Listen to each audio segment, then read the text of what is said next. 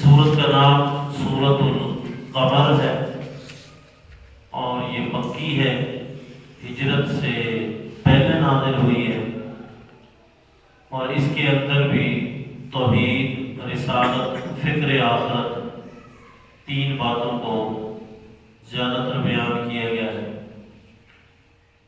تین بڑے اہم مسئلے ہیں جو قرآن میں بار بار بیان ہوئے ہیں: توحید، رسالت اور فکر آخرت۔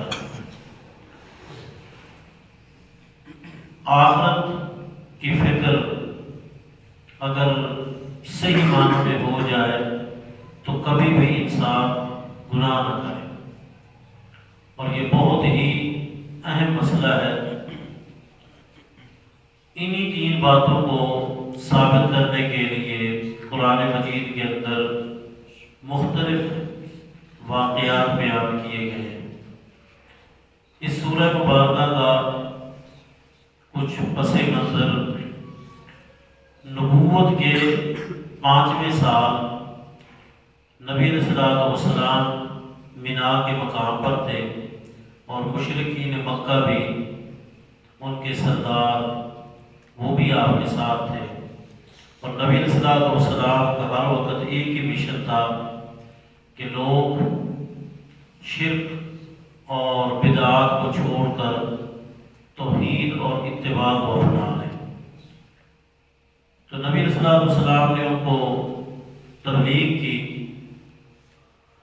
تو آپ نے فرمایا اگر یہ چاند جو 14ویں کا چاند تھا، رات کا وقت تھا، اگر یہ 2 ٹکڑے ہو جائے تو تم پھر میری بات مان لو گے، میری دعوت کو قبول کرو گے؟ اور انہوں نے بھی کہا کہ اگر یہ ہو جائے تو ہم مان لیں گے۔ نبی علیہ السلام نے چاند کی طرف ایسے انگلی کی، اشارہ کیا، اور چاند 2 ٹکڑے ہو گیا، اور ایک ٹکڑا پہاڑ کی ایک طرف ہو گیا اور دوسرا ٹکڑا دوسری طرف ہو گیا۔ یہ منظر انہوں نے اپنی آنکھوں سے دیکھا، لیکن اس کے باوجود بھی انہوں نے بات نہ مانی، حالانکہ اپنی آنکھوں سے وہ منظر دیکھا ہوگا۔ جو ماننے والا ہوتا ہے وہ دلائل کے بعد بات کو تسلیم کر لیتا ہوتا ہے، اور جو ہٹ دھرم اور ضدی ہوتا ہے وہ بہانے بنا لیتا ہے۔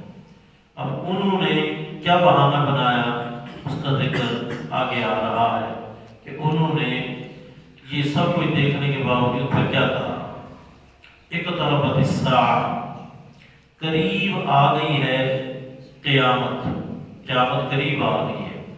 وانشق القمر، اور پھٹ گیا ہے چاند۔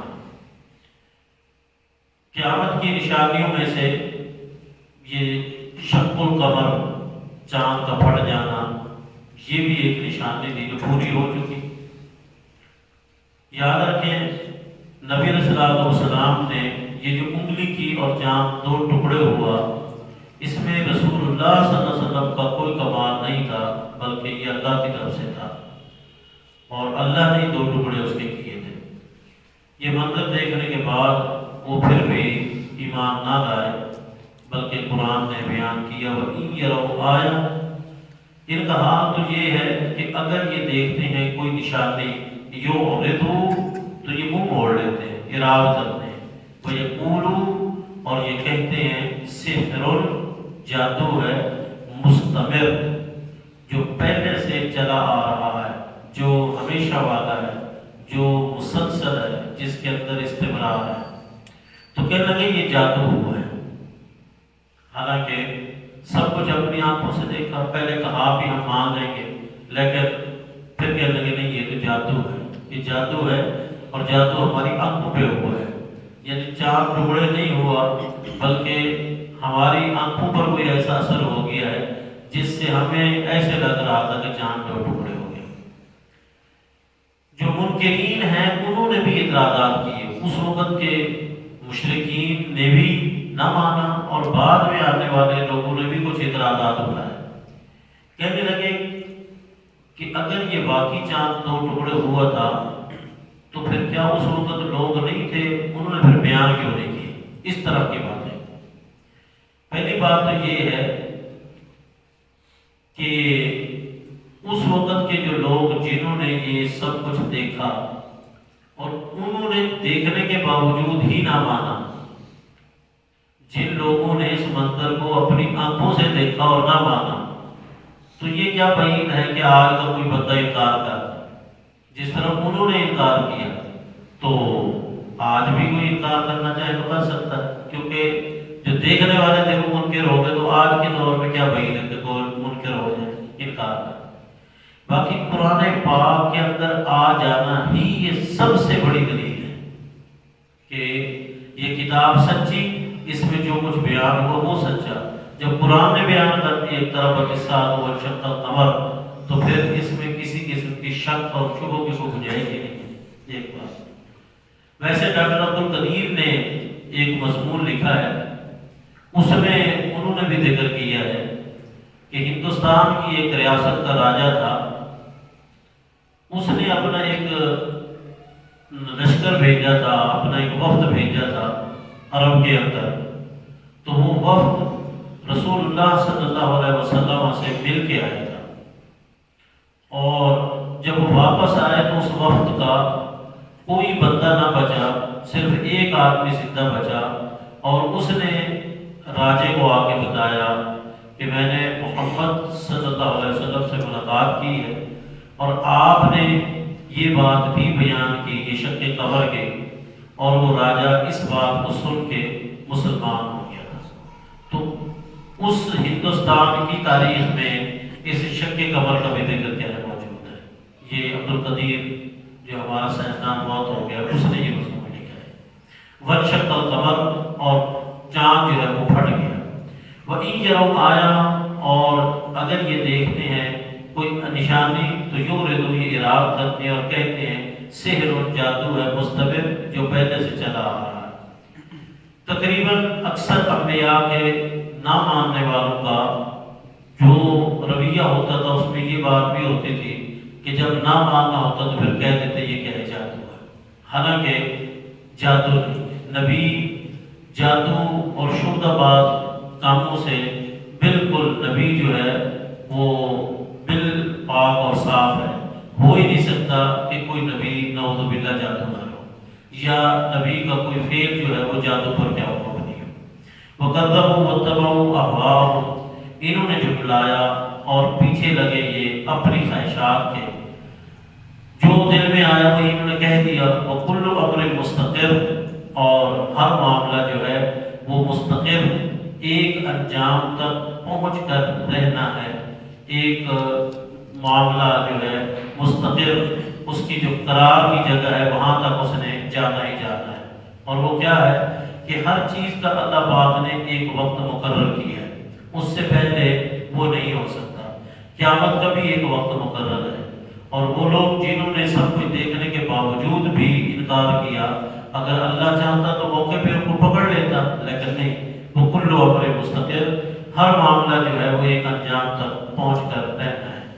وَلَقَدْ جَاءَهُم مِّنَ الْأَنبَاءِ مَا فِيهِ مُزْدَجَرٌ، البتہ تحقیق آ چکی ان کے پاس انباء، نبا خبر کو کہتے ہیں، انباء پچھلی قوموں کی خبریں، ما فِيهِ مُزْدَجَرٌ، یہ ما نافیہ نہیں ہے بلکہ اس کو ما موصولہ کہتے ہیں، جس کے اندر مزدجر ڈانٹ ہے، ڈبٹ ہے، اور کافی سامان عبرت ہے۔ یہ مزدجر زجر ہماری زبان میں بھی استعمال ہوتا ہے، زجر و توبیخ۔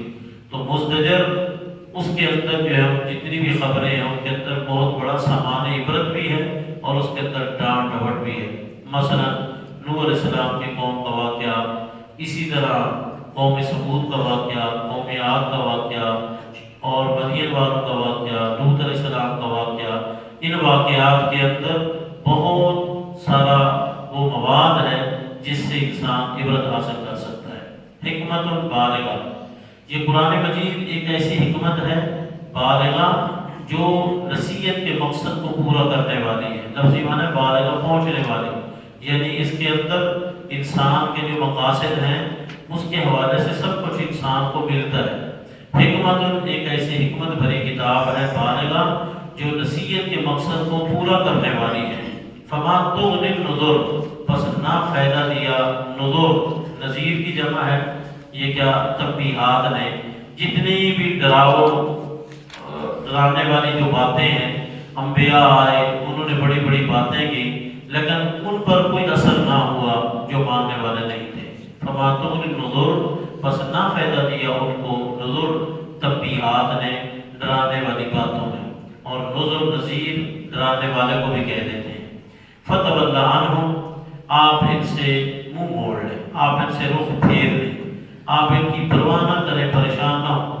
یوم یدعو الداع، جس دن پکارے گا ایک پکارنے والا، الی شیء، ایک ایسی چیز کی طرف، نکر، جو سخت ناگوار ہوگی، جو منکر ہوگی، عجیب ہوگی۔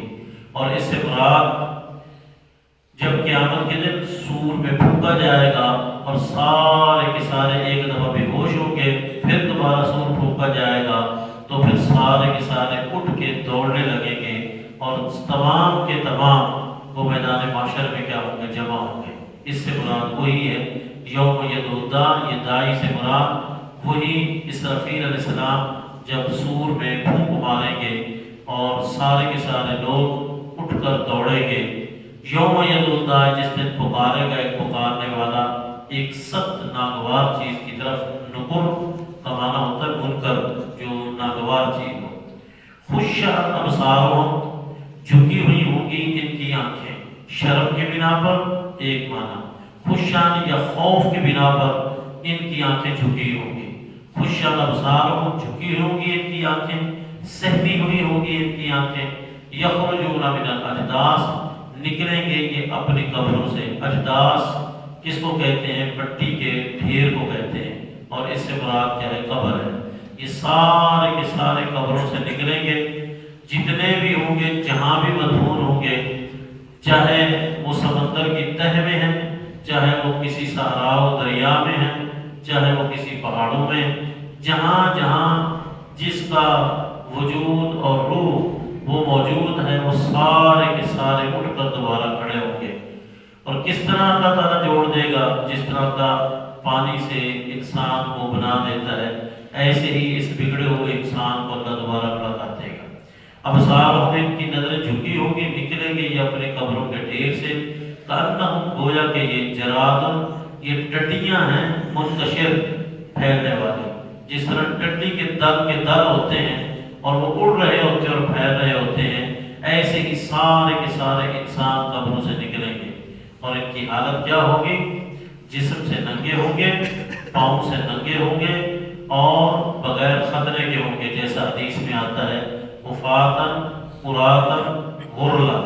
وفات کہتے ہیں پاؤں سے ننگا، قرات جسم سے ننگا، غرل جس کا خطرہ نہ کیا ہوگا۔ اسی کیفیت میں سارے انسان اٹھیں گے، اور اس وقت یہ خوفناک منظر ہوگا۔ حضرت عائشہ رضی اللہ عنہ فرماتی ہیں اللہ کے رسول صلی اللہ علیہ وسلم کیا کوئی ایک دوسرے کی طرف دیکھے گا نہیں؟